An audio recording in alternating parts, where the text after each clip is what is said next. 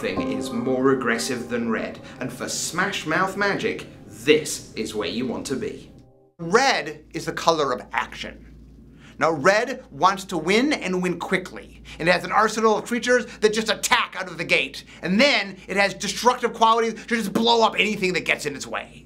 Chandra is the best character ever, and there's the running joke of why doesn't she ever put on her goggles?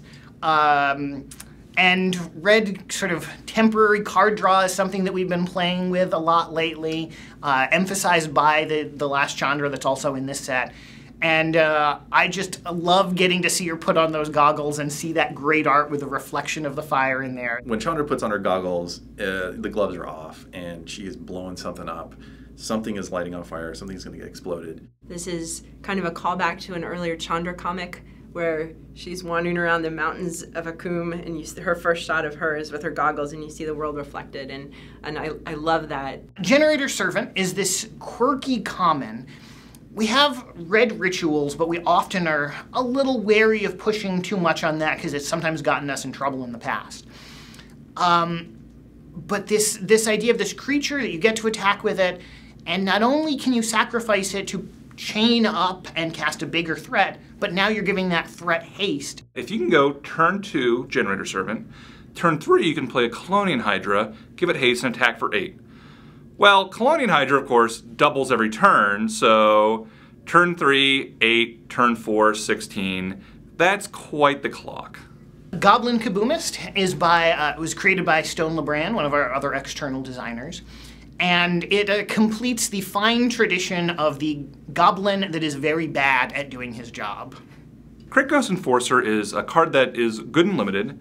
It fulfills a role that red really needs, where red doesn't tend to get a lot of evasion at low rarities. But the nice thing about it also is that it fits in a larger flavor world of what we're trying to do with both M15 and Magic as a whole. If you remember in M13, what we saw was Krenko, who is a mob boss, and he is a part of Ravnica's underworld. He is a goblin. And little by little, we've kind of introduced a little bit of information about him here, a little there, and this is just another card that shows off that he is still in the world and helps to really deepen engagement for Magic players that are kind of interested in the story. I love the sense that these characters are continuing to inhabit the world and exist and do things, even though we've turned the camera away from them for now. Inferno Fist is one of the important removal spells for red common in this set, and it's pretty weird compared to the red removal spells that we normally make. The reason for that is that we wanted there to be good removal spells for you to go get with your Heliod's Pilgrims, and we thought it was best if the strongest ones weren't white, so that it would actually force you to go do the thing that we were building. So the white-red deck is supposed to deal with auras. So if we put a really strong aura tutor in white and we put a strong aura in red, that makes it more likely that you'll actually go do that. Oppressive Raise is nice, it's not nearly as strong as getting an Inferno Fist, so we put the good one in red, and we certainly hope that people will follow our breadcrumbs there.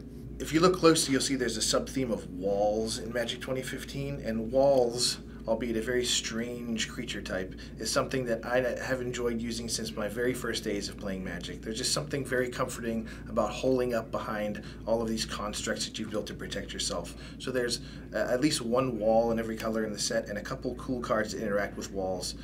Everyone's favorite Juggernaut is back. He cannot be blocked by the walls. And then there's a Siege Dragon at rare, which when it enters the battlefield destroys the walls.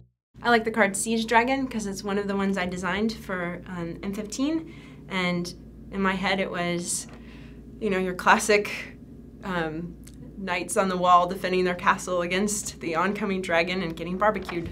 Hoarding Dragon is one of my favorite dragons that we've ever done just on design, and as soon as I realized this was a blue-red artifact deck that we were trying to make happen, and we wanted another red dragon, and we didn't have Hoarding Dragon, I just started yelling at Billy until he put it in the file because it's the perfect card, and I love the card, and I'm really glad that we get to put it in arguably a better home than it had the first time.